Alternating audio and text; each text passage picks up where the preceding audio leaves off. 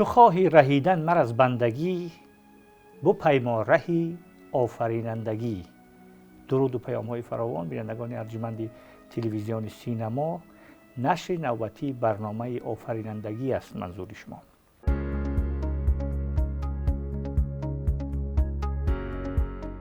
در این برنامه خیلی افتخارمندیم که یکی از دانشمندان معروف، موسیقیدانان، پژوهشگران موسیقی و آهنگسازان معروف و مطرح ایرانی استاد احمد بهروز بیان در برنامه ما حضور پیدا کردن. حضورشان شادباش میگوییم. استاد زنده باشید.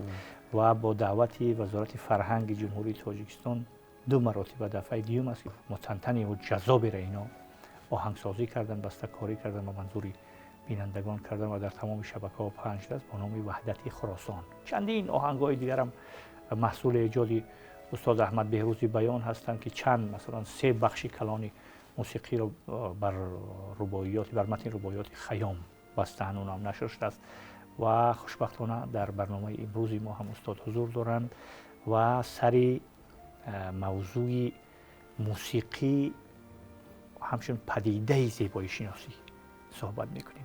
اون صحبت قبلی ما در اطراف نقش موسیقی در فرهنگ جهانی بود، در فرهنگ ملی و جهانی بود و تا اونجا که امکان بود استاد از اون امکانیت ها استفاده بردن، آنچه که میخواستن در این موضوع گویند ارائه داشتن. تشکر به استاد. و از اینجا میگذریم استاد، اول اینکه شما با اون که بسیار مصروفیات زیادی کاری دارید، وقت یافتید، فرصت یافتید و سری میزی صحبت ما نشستید، بار دیگر با شما تشکر عرض میکنیم. و استاد اون سری آهنگ وحدت خراسان صحبت کنیم که اون شما زیاد تمرین کردید، کار کردید با تیم ارکستر، با تیم هنری و تیم اجرایی و این شاعرها و اینا، خاطی زیاد هم زحمت کشیدید و محصول زحمت شما اینک منظوری مردم است. از همینجا شروع کنیم که چی خیلی شد و چی گونه شد، از اینجا سر کنیم بعد دنبال میکنیم صحبت. بفرمایید. بسیار خوب. باز هم من عرض ادب و احترام دارم خدمت مردم شریف تاجیکستان. سپاسگزاری میکنم از شما و تمام دستاندرکاران عزیزی که این برنامه را تهیه کردن. بنده افتخار دارم که در خدمت شما هستم. افتخار میکنم که برای وطن عزیزم تاجیکستان موسیقی می‌نویسم و فرمودید در رابطه با این موسیقی وحدت خراسان.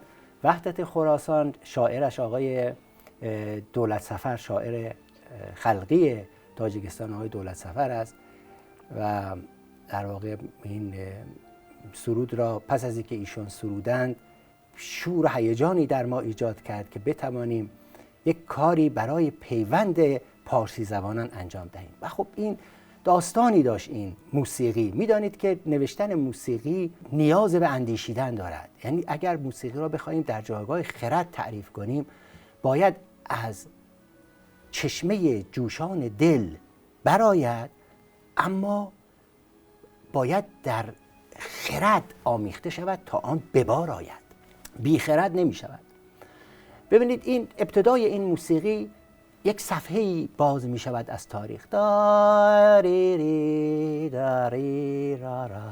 صفحه‌ای از تاریخ باز می شود و بعد شما در این صفحه ناگهان می بینید که یک هیجانی، یک شوری، یک عشقی در حال ایجاد است. بابام بابیم داری درام، یه هیجانی در این در قالب ضرب‌های موسیقی، ضرب‌های موسیقی می جوشد، انگار در حال خروش است. در میان ما پارسی زبانان ما مردمی پرخروشیم. اکنون اگر نمی خروشیم آتش فشانی خاموشیم که به گاهش می درخشیم و اکنون آن زمان رسیده است که این آتش فشان خروشش را به جهانیان نشان دهد. بله. و این خروش به مقصد نمی رسد، به انجام نمی رسد مگر اینکه ما در پیوند یکدیگر باشیم، مگر اینکه ما پارسی زبانان با یکدیگر در پنجه تاریخ مشت شویم. به قول آقای دولت سفر که در این شعر زیبا چنین میگوید که ما واقعا ما باید مانند پنجه در تاریخ مشت شویم با یکدیگر. ببینید موسیقی با یک خروش و غوغای شروع می شود، اما ملودی که در آن می آید 2 بار این ملودی بیان می شود اما نافرجام می ماند. ملودی رو ببینید که دا دا را ری ری ری ری را را. این یک ملودی است دارد اشاره میکند به کهن، به سالهای دور که ما در چه درخششی بوده ایم، تمدن و آیین ما چگونه بوده است. ما را میبرد به گذشته دور ما. میگوید با دا را ری دی دی دی دا دا دا دا دا دا دا دا دا دا دا. این تکرار میشود. بار دوم ملودی باز عنوان میشه اما نافرجام میماند. دا را را ری دی را را را را. ما را به یک جایی میبرد که انگار ما نباید آنجا میرفتیم، از هم جدا شدیم. دوباره با بام بیم بیم بیم دارا دارا ری ری ری را را دارا را را دارا را را.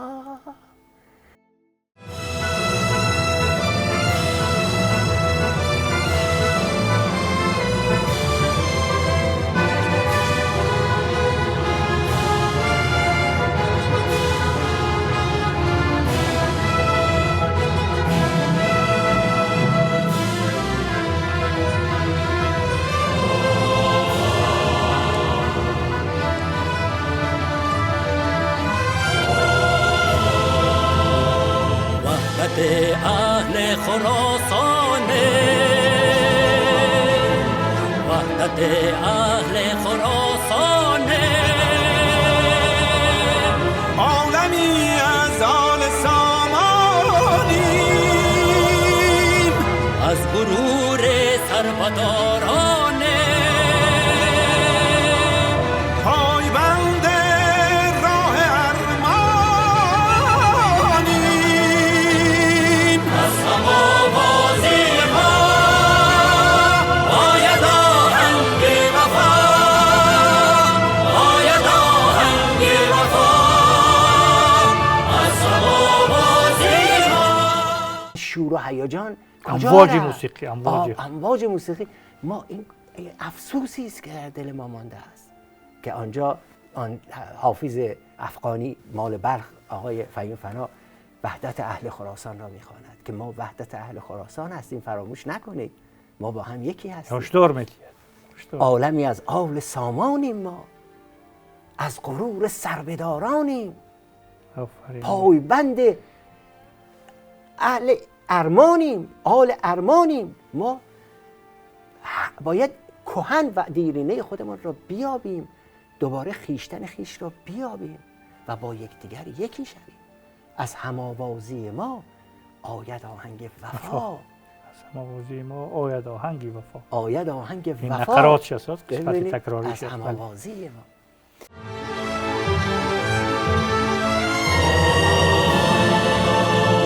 جام جمشید و جوش، عهد و پیمان کوروش، شون از این هر دو مباد، هیچگاه خاموش.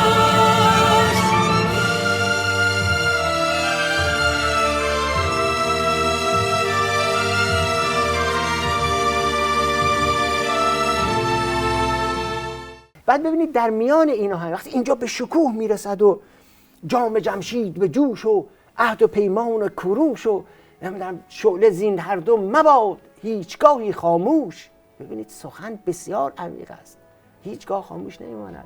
درست است ما امروز کمی از هم دور مانده ایم، اما داریم به یکدیگر وصل میشویم، متصل میشویم. و چه خوب که پیشوای فرهنگی پارسی زبانان، من از ایشان باید یاد کنم، امام علی رحمان امروز پایه‌گذار این پیوند است. این ما را با هم می آورد، فاصله ها را نزدیک میکند. اگر ایشان نبود و خب ما هم در تاجیکستان نمی اومدیم، این سرود آقای دولت صفر نمی سرود و خب این اتفاق نمی افتاد.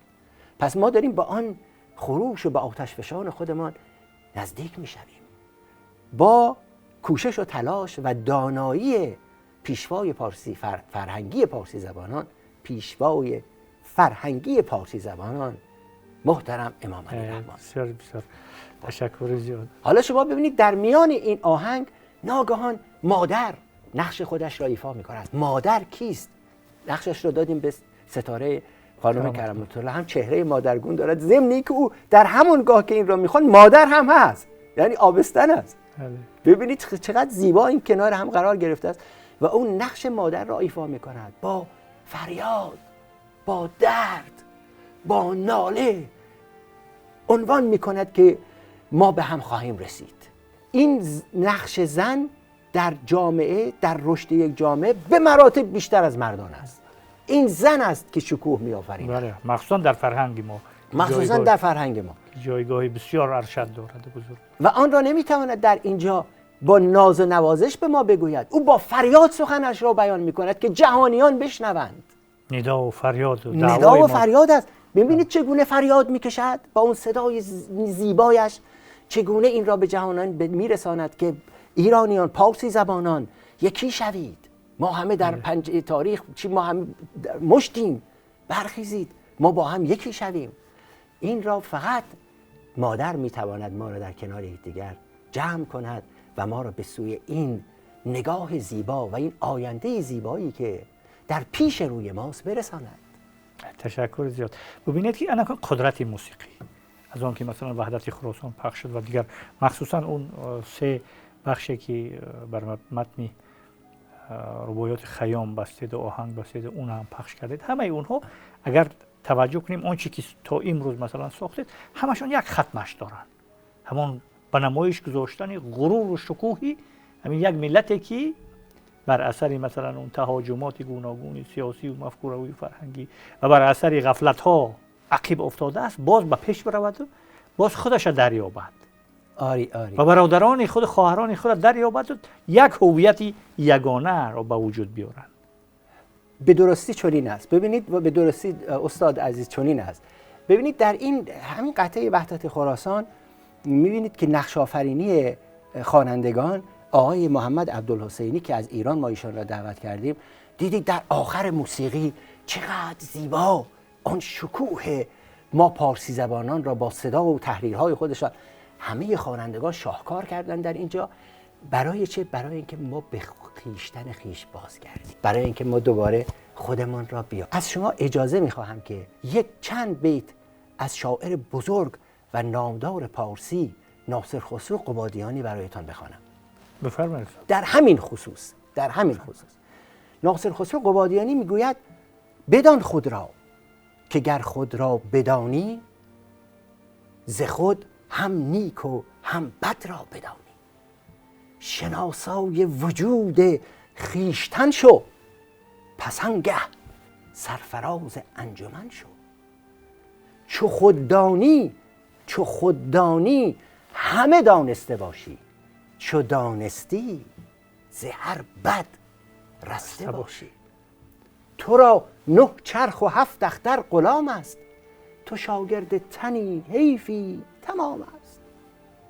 یکی بیدار شو تا چند خفتی، ببین خود را که چیزی بس شگفتی. چون مردان باش و ترک خواب و خور کن، چو سیاحان یکی در خود سفر کن. چرا باید که عیسی کور باشد؟ تویی که مانند عیسی میتوانی همه را بینا کنی، از نابینایی خودت باید نابینا باشی. چرا باید که عیسی کور باشد؟ خطا باشد که قارون عور باشد. تو مانند قارونی میتوانی ثروت جهان را داشته باشی، حالا باید فقیر باشی. تو را در خانه گنج است و تو درویش، تو را مرهم به دست است و تو دلریش.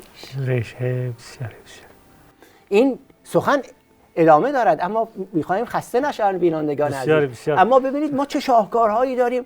فردوسی تمام سخنان را گفته است از ابتدا تا انتها.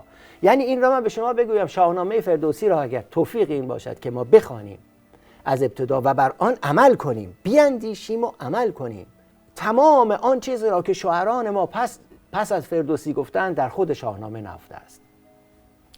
در ضمن استاد در شاهنامه که سخن کردید، خود شاهنامه هم با خودی خودش همون یک بسته بزرگی آهنگ ها هست، یک کلکسیونی بزرگی آهنگ هایی هست که در اونجا هم غرور، هم شهامت، هم افتخار، همشان یک جا منسجم شدن. مثلا در اونجا غم و اندوه، حتی محزونیت و غم و اندوهیت هم در شاهنامه با همین شکوه و شهامت برابری میکرد.